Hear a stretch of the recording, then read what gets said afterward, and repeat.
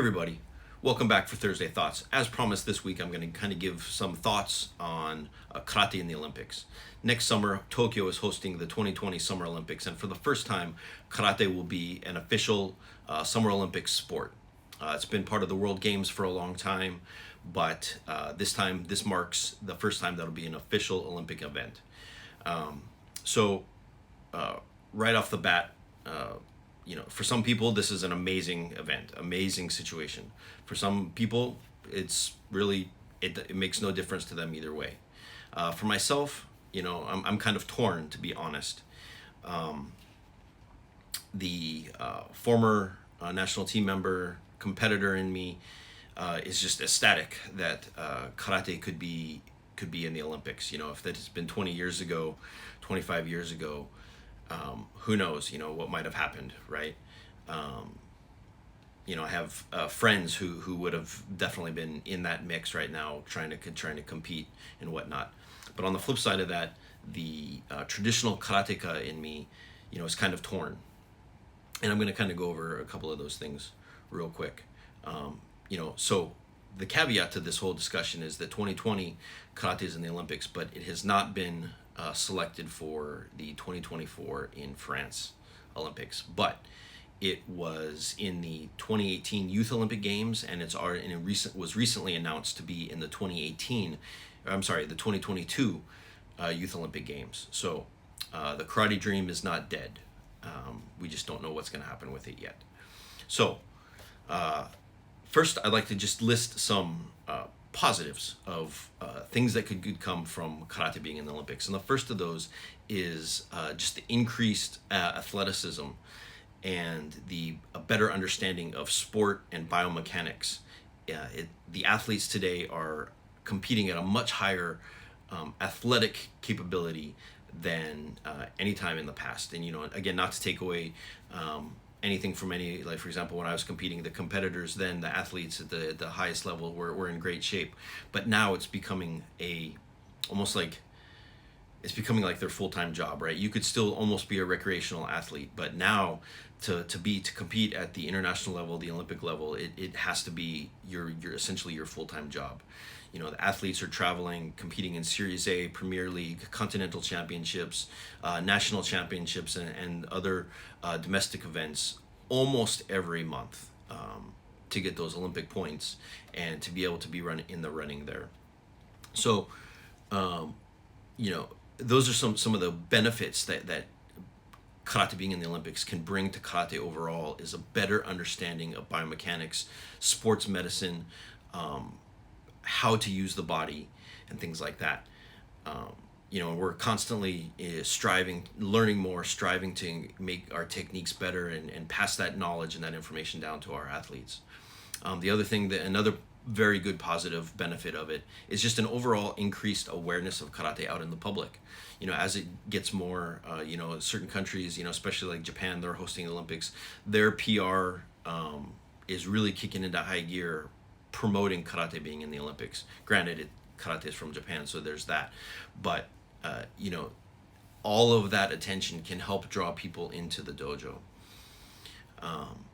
Some of the cons or the potential downfalls of karate being in the Olympics is the aforementioned athleticism, right?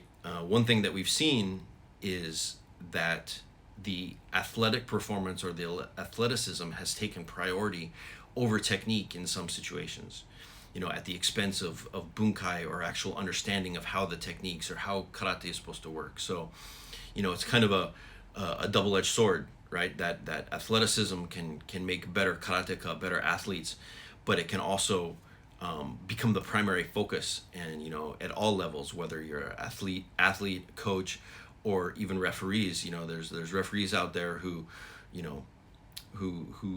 are just focusing solely on the athleticism or the athletic portion of the event.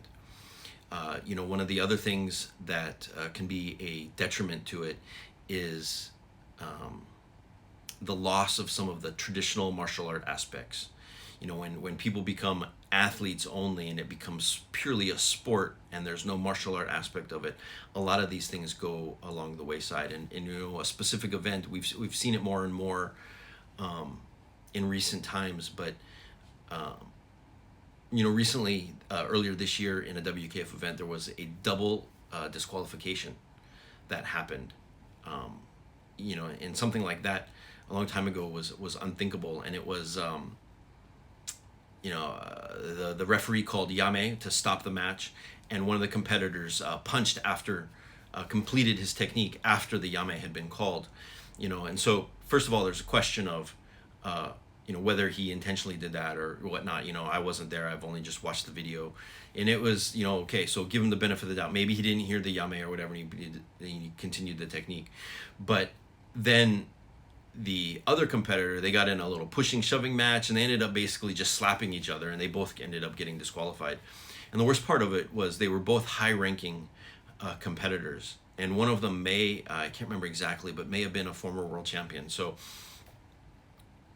what does that say? That tells us that the traditional martial art aspect of karate, the respect, the dignity, the treating the opponent fairly, the respect for your training partner is gone out, or can easily be thrown out in lieu of just competing, winning at all cost. So that's something to take into consideration.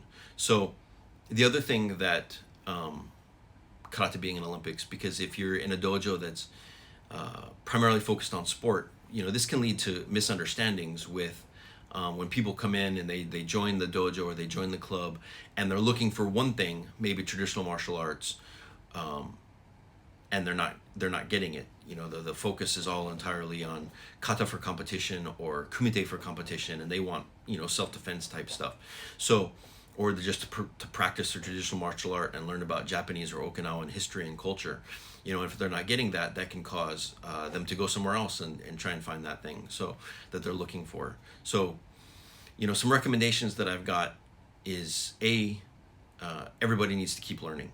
The athletes, the coaches and senseis, the referees all need to keep learning about karate, and try to make it increase your level of understanding and your knowledge about it and how that relates to sport. The other thing is, if you're a sport-related, sport-focused, WKF sport-focused dojo, and you're less worried about bunkai, just be honest with that. Make sure that everybody, when they come in, that they know what they're getting into, right? Ask them why they're there, what they're looking for in a dojo, what they're looking for in karate. And if sport karate is not their thing, then maybe refer them to one of your friends or another dojo that puts more focus on that, right? Just being upfront with everybody.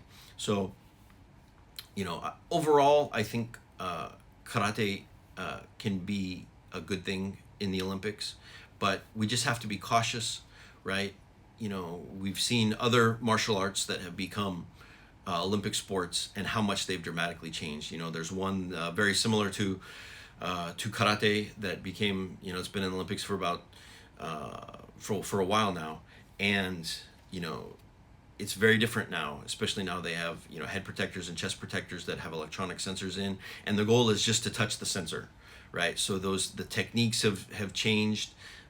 Everybody is working strictly towards just scoring that point, and so just getting contact with that sensor. So anyways, karate can be a good thing in the Olympics, and being in the Olympics can also be detrimental if everybody's not on the same page and aware of what they're getting. So for those athletes that are competing at that, and I know a bunch of members on the U.S. national team who are out there chasing that, they are amazing athletes, and I hope the best for them. And so again, this is just kind of my thoughts. Karate in the Olympics, if it's your cup of tea, it's going to be awesome. If I wish that I could go and watch it. If it's not your cup of tea, if you're into if you're just focused on traditional karate and bunkai, practical application, right, it may not be for you. But again, those athletes that are out there working at it, they are some very skilled, very dedicated, and very motivated athletes. So anyways, I'm going to wrap up here. This was just my ideas, my thoughts on karate in the Olympics. So we'll see you next week. Keep on training.